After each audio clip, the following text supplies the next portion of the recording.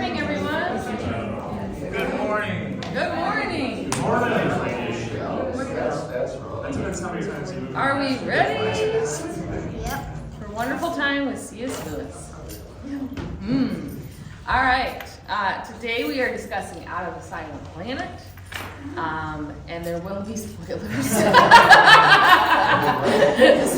It's like I've been wanting to read for years and years. I was waiting for it to go on sale. yeah. I should say that the next 3 weeks, if you didn't read the book, you're gonna know what the books are by the time that you're done with this class. So no reason that you still cannot read them and enjoy them by any means, though. So yeah. Anyways, let's open our time of prayer, shall we? God of grace and mercy, we are thankful that you are with us this morning. We are thankful that we get to come and worship you.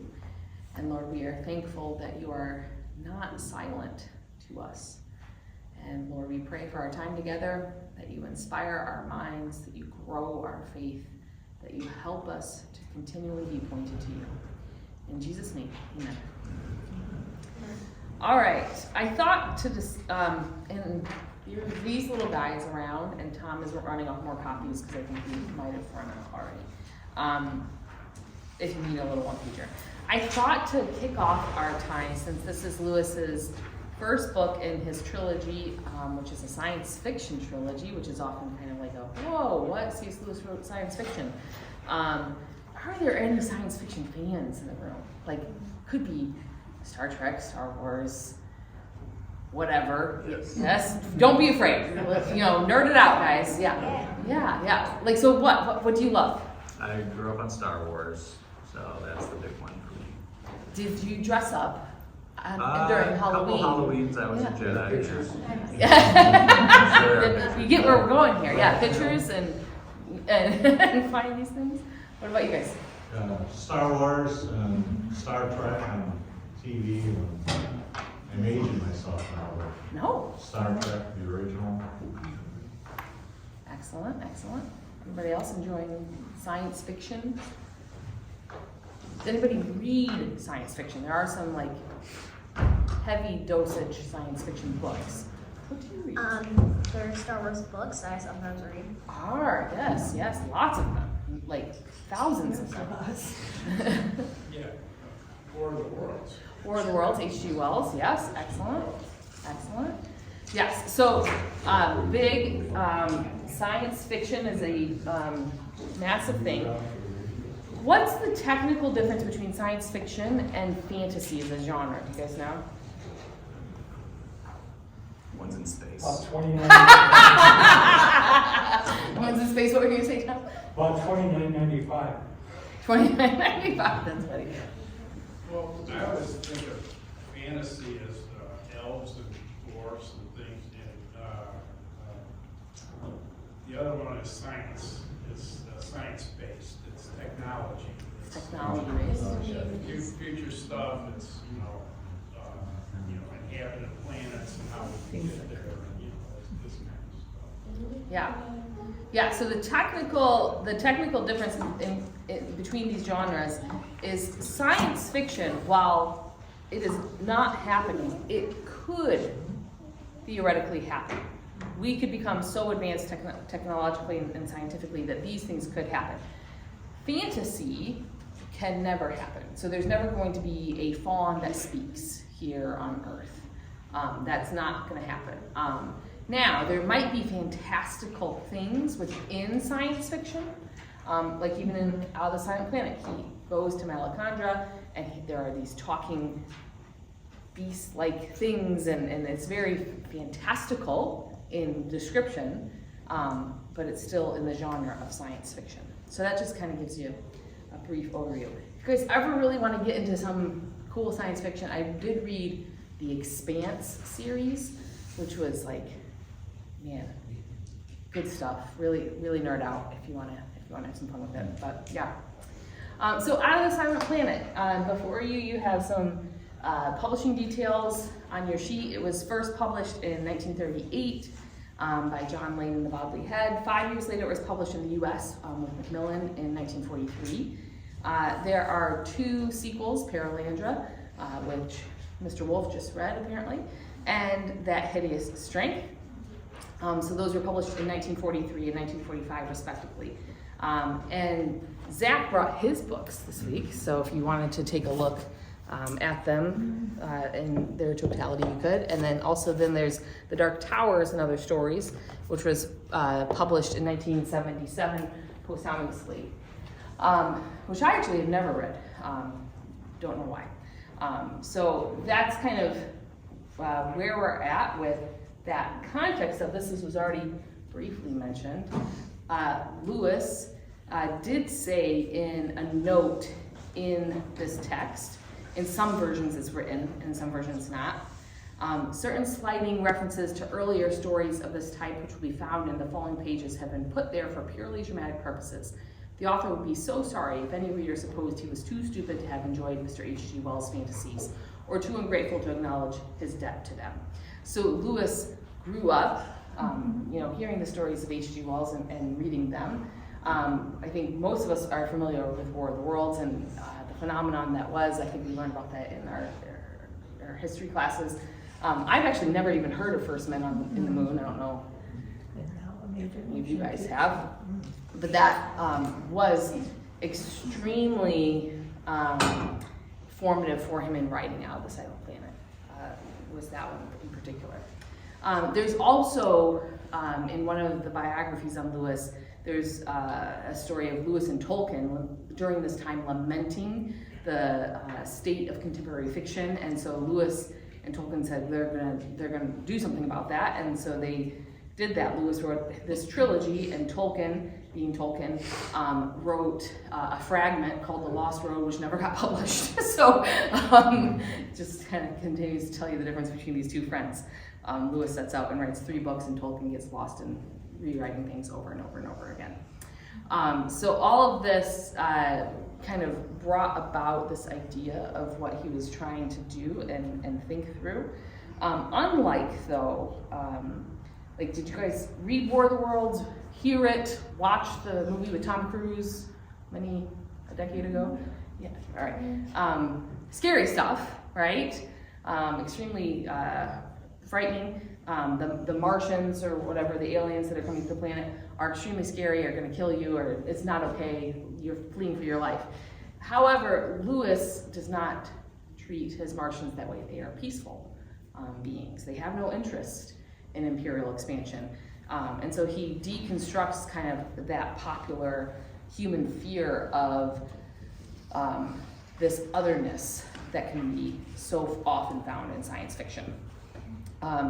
So even within this, as we dive in and we're discussing some themes today, the notion that aliens, particularly like aliens that are stronger and smarter than us, they aren't going to be hostile to us, is just something brand new kind of in this space, especially during that time. Anything science fiction during this time is all about conflict and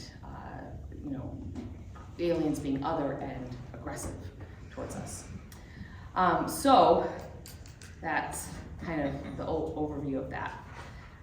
Did anybody, by chance, have fun reading it this week? I'm going to give you some Starbucks. No. So we will discuss the whole plot in its entirety, so you will get to learn the story, and then maybe you want to discover it, and that's totally fine. So the story starts out, and if you Google Out of the Silent Planet illustrations, actually somebody made a comic, which was really, really neat and cool. So the story starts out on Earth, and it's interesting the way it starts out. If you've read The Great Divorce, it starts out in a similar fashion. It's rainy and dull and just like a horrid day. And so there's something about that, I think, with Lewis being such a walker of many, many miles in England. He probably dealt with a lot of rainy, dull days, and this comes out in his work. So it starts off on Earth by an unnamed pedestrian taking a walking tour through the English countryside near the towns of Stirk and Much Natterby. And so this man is identified later as Dr. Elwyn Ransom, a linguistics professor. And it's okay to be critical of Lewis's writing. Like it's like really on the nose that this dude is named Ransom. Okay, so we can all say like this is early in his work and he's pretty, you know, with it and that. So he's looking for a place to stay. He thought that there would be a place, an inn in Stirk, but there was something happened and a new owner came in, and so he has no place to stay. So he keeps walking, and he knows it's probably like another 6 miles before I'm gonna get to this next town where I think there's gonna be an inn. As he's walking, darker, more rainy, gloomy, no good. So as he is on his way, he sees a light. He rushes toward the light, and it's a small cottage, and this older woman runs out frantic. And it is a woman that's just like asking, is this my son? Is this my son? And it's not her son. And so Ransom calms her down and he's like, what is going on? She says, well, my son works over at this place called The Rise up the road. He's normally home by now. He's not home. I'm so worried. I'm so worried. And so Ransom decides, thinking, okay, well, maybe I could go to that place, get this son home, and maybe they'll just give me a nice room to sleep in overnight. That'd be nice. So Ransom sneaks into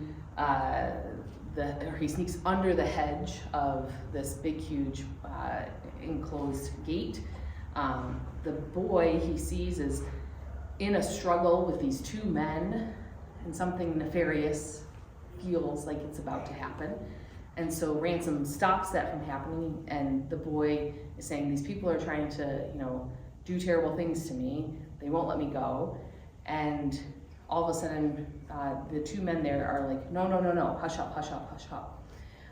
And so Ransom is recognized by one of the men. His name is Divine. And then there's another man named Weston. And so Divine and Ransom happen to go to school together. And in the story, Ransom, you know, says like, he never liked Divine back then, and he still doesn't like him now.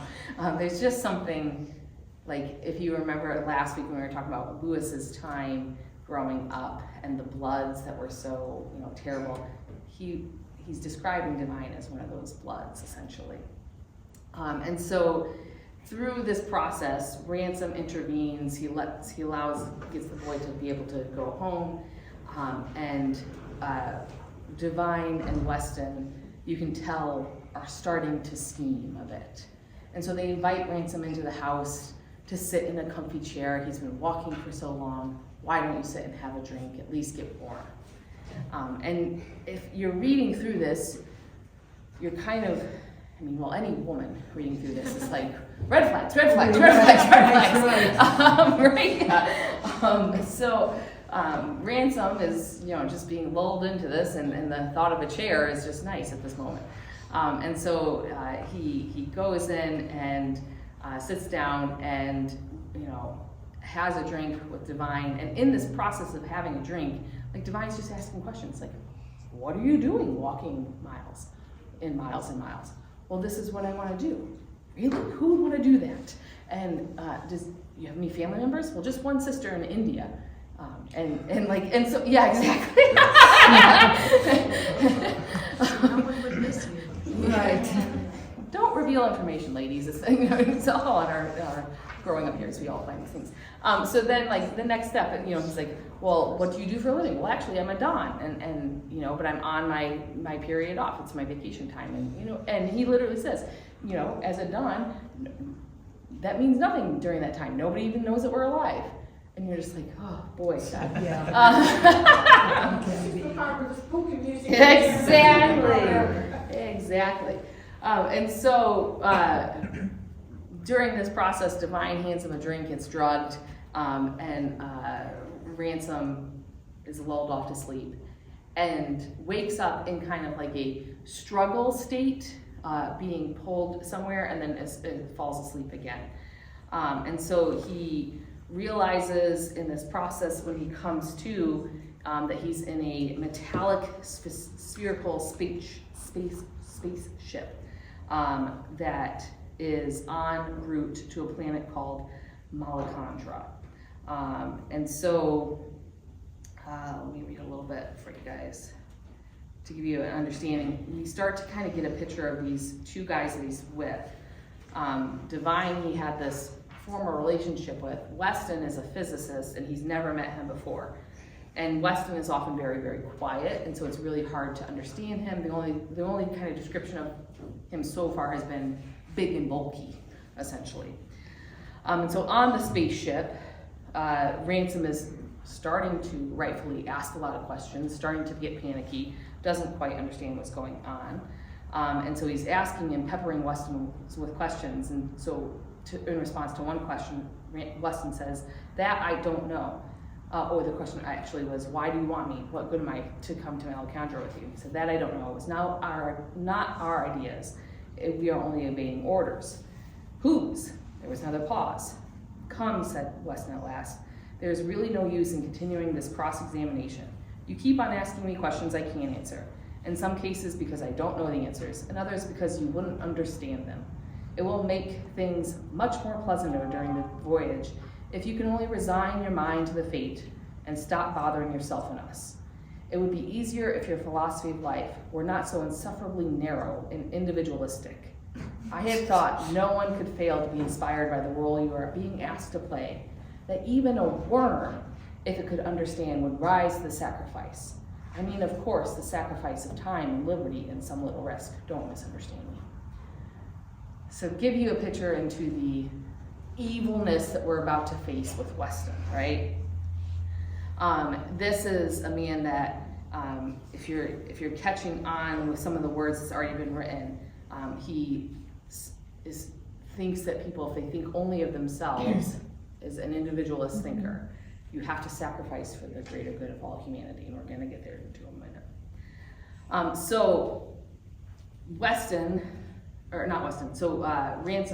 at this point has no other way around it. He's in a spaceship. He's looking back at Earth and can't do anything.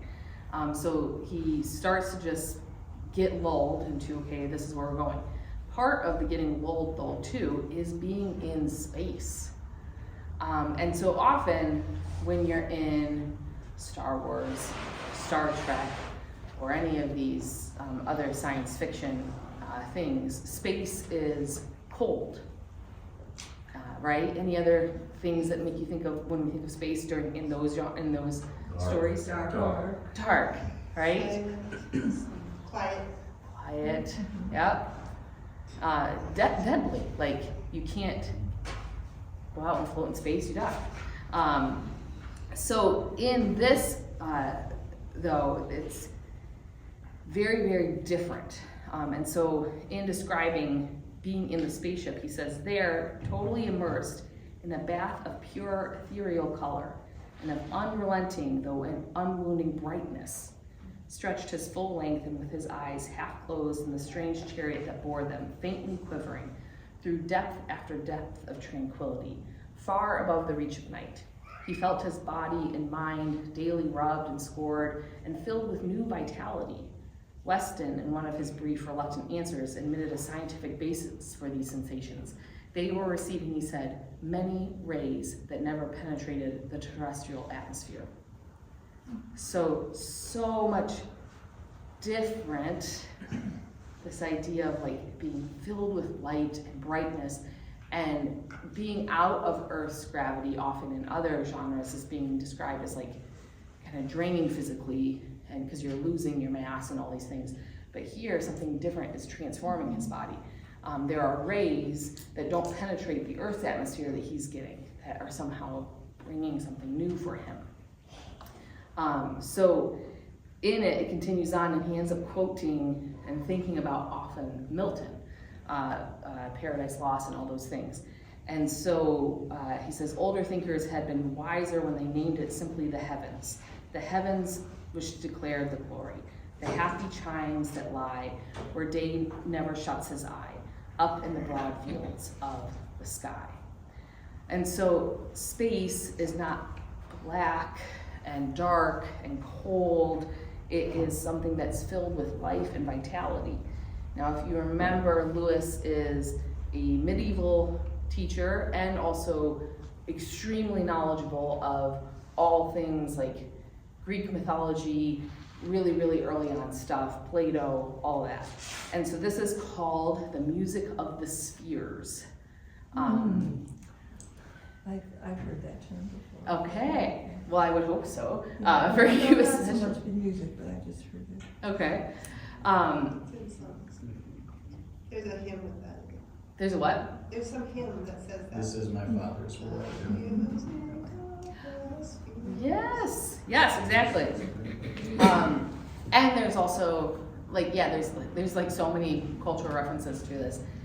Next week we'll touch into this slightly because there's a really interesting book if you want like a really good dense read called Planet Narnia, which is this continuation of the idea of the music of the spheres and maybe some hidden thoughts about how Narnia was written and all that.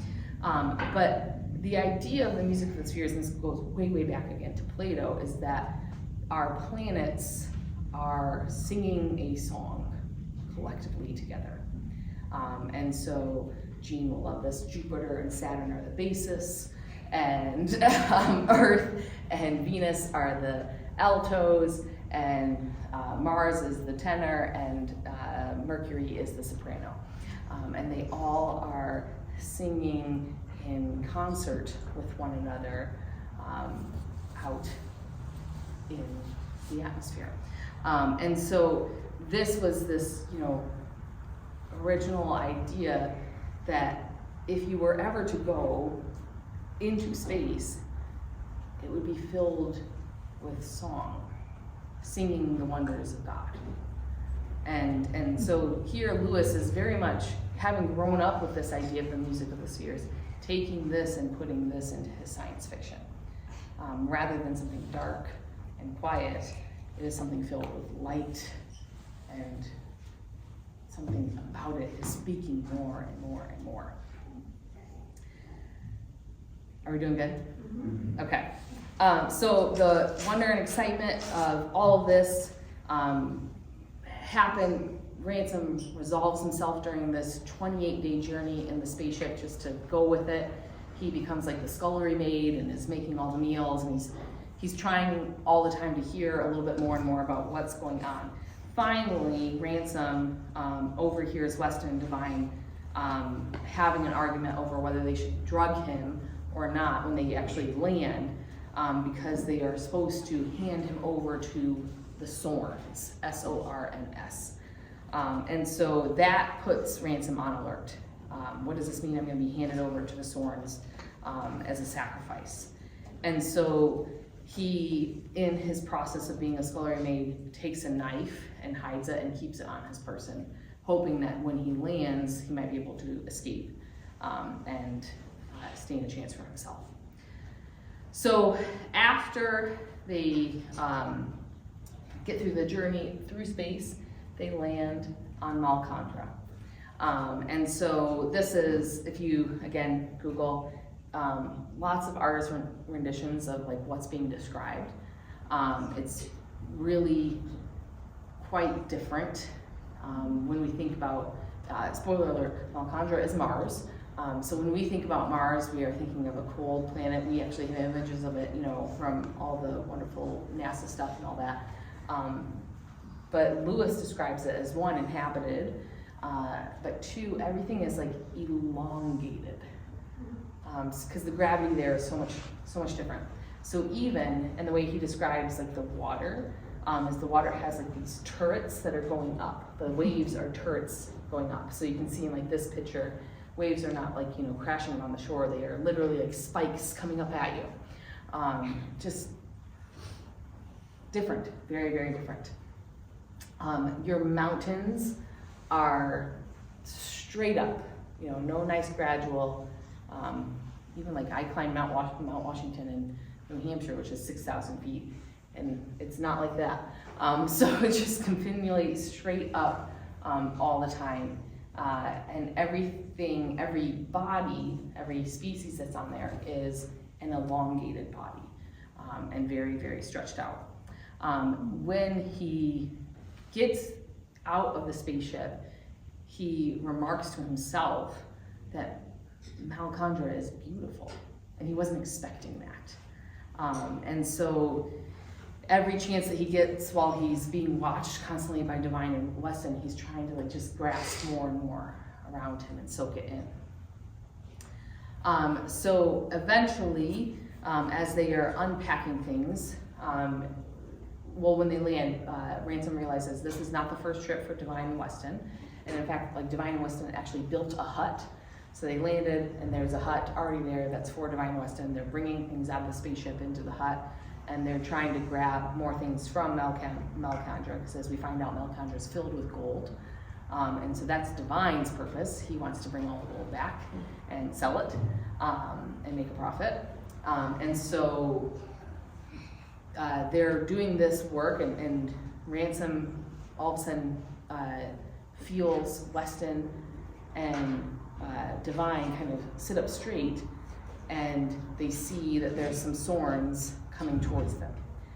And so down bottom right, that's a vision of what a Sorn might look like, based off of how Lewis described it.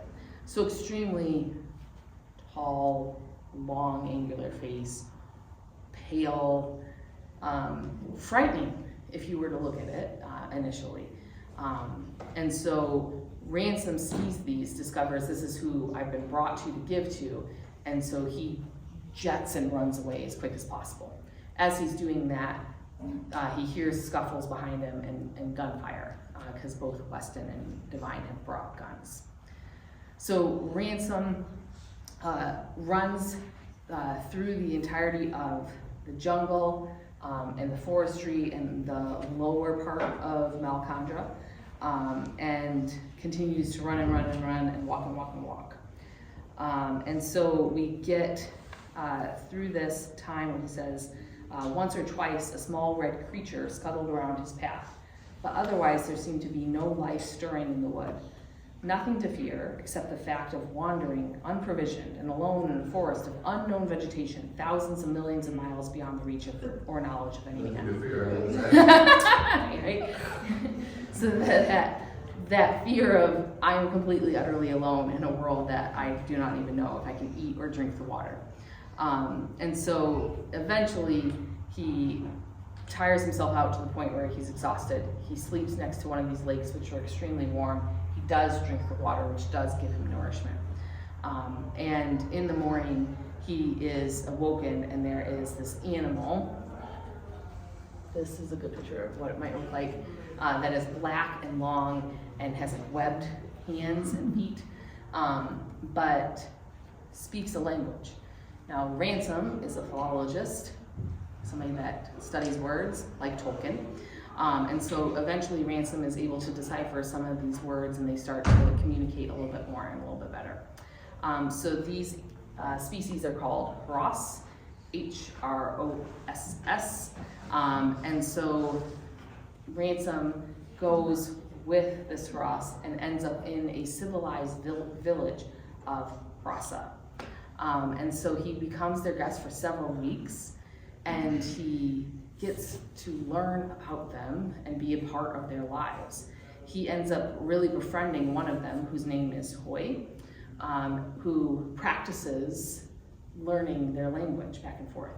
And in that, Ransom continues to ask lots and lots of questions, like, okay, so there are you, and there are the Sorns, and you're telling me there's these Eldil as well too, and there's these Fitigrees, and so who rules? And the answer is quite simple. Well, Mal-Eldil rules. But who rules here? No, Mal-Eldil rules. And so Mal-Eldil. So there's no hierarchy among the species. And so then he continues to press in, and he's like, well, what about like when you like food and you want to eat all that food? Is it like, are you afraid that they're going to take your food? Why would we be afraid that they would take our food? Why wouldn't we give our food gladly? Okay, well, what about, you tell me these make these things. Well, why wouldn't you want to like make them for you? And like this idea of like enslaving people, and it's like, why would we do that? They gladly make them for anybody. You just have to ask, and so it's this idea of like a truly utopian, peaceful society. And so even this part, in reading it, when he's asking these questions around like, okay, let's say you know, you have little Haras, which are cubs, which are quite cute to think about. These little creatures running around that are adorable. And so you have these babies. What if you have too many of these babies and you need to take more land in order to have all the space that you need? And so they're talking through that idea, and so we get to this idea of, okay, well, why would you continuously have more babies? And the idea of pleasure. And so the Haras says, but it takes his whole life. When he is young, he has to look for his mate, and then he has to court her, and then he begets young, and then he rears them, and then he remembers all this and boils it inside of him and makes it into poems and wisdom. And so Ransom says, but the pleasure, he must be content only to remember. Hoy says, that is like saying, my food I must be content to eat. I do not understand. Hoy, a pleasure is full grown only when it is remembered. You are speaking, Ransom, as if pleasure were one thing and the memory another. It is all one thing. So again, this idea that in this society, there's not constantly a grabbing of things, or even like a grabbing of doing things that are pleasurable over and over and over again. It is allowing, remembering those things to be the full encapsulation of this, so that way we don't have to continually consume more. Rick, you're thinking and pondering. Just the word remember, it's a good word. Okay. 85 bears. That's all we have to remember. Every year. That's all we have to 85 bears. That's glorious. Oh, good gracious. Thank you for that. So in their process, in their process, Ransom discovers that he uses the term bent to describe Weston and Ransom, that these are bent men, and that is something significant, a way to describe sin. And so he also, when they're talking about, okay, well, this planet is called Nalcandra, and he says, I think you're from Thulcandra. And so he's like, why would you call it Thulk? Because Thulk is their word for silent. And Hoy can't answer that. He says, that's an answer, that's the Sworns have to tell you that one, I can't tell you that one. So the Harasa honor Ransom, and they ask them to go and join them in a hunt of Hanrakra, which is this beast that is like a shark, essentially. And they go and they hunt sharks merely, again, for the pleasure of it. It is not something they do constantly. It is like a once in a lifetime, like this is what they give to live up to it. And so it's a great honor for Ransom to be invited into this. And so while hunting, Ransom and the Harasa are told by an Eldil, which is this is our first introduction to an Eldil, which is an invisible creature to Ransom. He cannot see it, he really can't even hear it, but the Harasa see and are talking to this Eldil. And the Eldil is saying, hey, Ransom is supposed to go see the Oryorsa. You need to stop doing this hunt and go. And so he should have already been going a long time ago. And so this is kind of like this interjection in this hunt, which makes Ransom's boat get, like, all the other boats are gone, and Ransom and Hoy's is left. And so Ransom is hesitant to go because he wants to proceed with the hunt. But Hoy is insistent that they should go, but then all of a sudden a Haraka comes and they get to enjoy a hunt and they kill the Haraka. In this, they end up on the shore, they're happy, it's a moment of jubilation, and like you can hear in Hoy's response, like, I waited my whole life for this, like, just like utter enjoyment at its best. And then all of a sudden, 2 shots are fired out from a gun, and Hoy is killed, because Ransom and Divine were hiding in the forest, and they saw, or not Ransom and Divine, Divine and Weston are hiding in the forest, and they saw them. And so this is one of the saddest parts to read in the book, Ransom is holding his friend. He says, "Hoy, can you hear me?" says Ransom with his face close to the round seal-like head. "Hoy, it is through me that all this happened. It is the other men who have hit you, the bent too that brought me to Melicandra. They can throw death at a distance with the thing they have made. I should have told you, we are all a bent race." And so Ransom is kind of coming to terms with the fact that he is a part of the death of his friend because he didn't warn this peaceful people that we can throw death through guns. And so Ransom obeys the word of the Eldil and runs quickly and runs the loop to get to the Oyarsa, and which is spelled just, Oyarsa. And so in his process of getting there, he goes like literally straight up one of these mountaintop things, can hardly breathe because he's going through the atmosphere of Melicandra, and eventually ends up at this hut of a Sorn named Augray. And Augray suspects that Ransom is, there and helps him out. Augray has tubes that give him oxygen so he's able to breathe. And Augray explains to him that he's going to be going to see Oyarsa the next day. And so again, there's a lot of talking back and forth about Ransom trying to, again, figure out why is no species ruling over another species? How are you all collectively here together? In this, he's trying to understand as well, what is an Oyarsa? And okay, so does he rule? No, Mal-Eldil rules. Okay, but what does he do? Well, we listen to him for all things. And so just continuing to try to understand the process of how this all works. He's brought to the place where Oyarsa lives. This is called Meldalorn. And so in Meldalorn, he finally meets a Filtigri, which is ridiculously spelled. And this is the third species. They are the makers of beautiful artwork and homes, and they make history boards on stone. And he actually, this Filtigri actually carves quickly Ransom's image into a stone to tell this part of their history. Ransom is led to the Oyarsa, and a long-awaited conversation begins.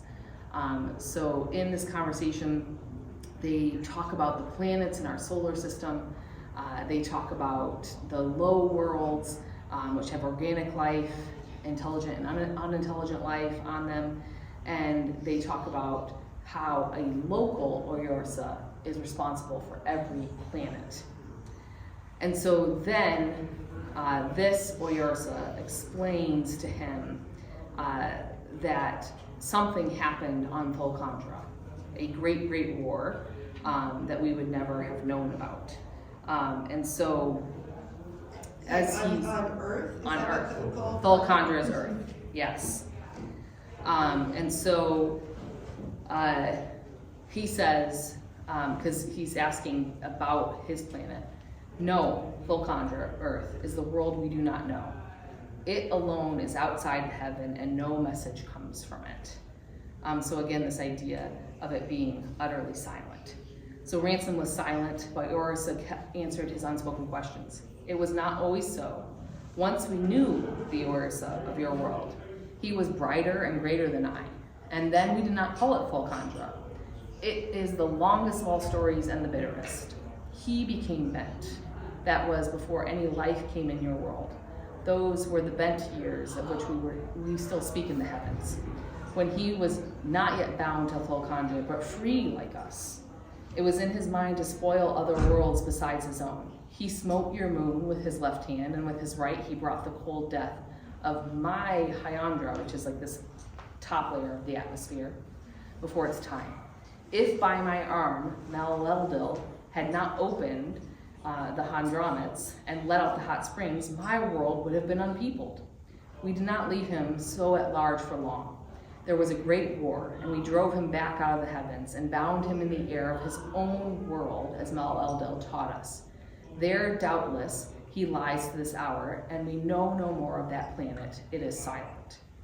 We think that Mal-el-Del would not give it up utterly to the Bent One, and there are stories among us that he has taken strange counsel and dared terrible things, wrestling with the Bent One in Volcandra. But of this we know less than you. It is a thing we desire to look into. So what does that remind you of? Revelation, Satan being cast down from heaven. Yeah. 1 Peter 1, things that angels long to look into. Yeah, exactly. So here is, and we're going to get to this idea of smuggling theology into a story. And so Volcandra had this Oyorsa who became too big for his britches and bent and started a great war, but it all got shut down, and now he's there, and that's why it's silent. It's no more singing coming out of Volcandra. Would Lewis be thinking that if we find life on another planet, it would be sinless, so we're the only planet that needed Jesus? In a way, yes. This is something I want to discuss when we get to the themes. You're already heading there, which is great. Okay. Yeah.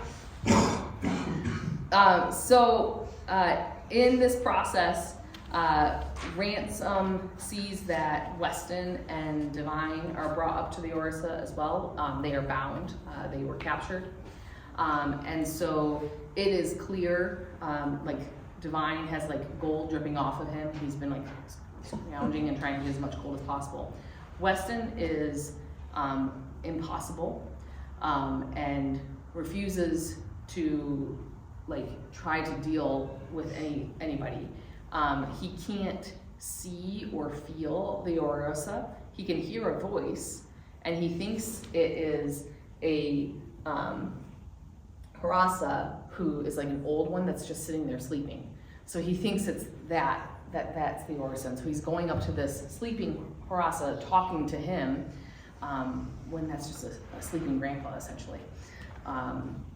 It seems quite ridiculous. In this, Weston is explaining why they are there as a defense. And he goes into a very, very long defense of, well, we have to be here because humanity has to survive. So we're coming here to be able to make our home for the future, because eventually our world will die.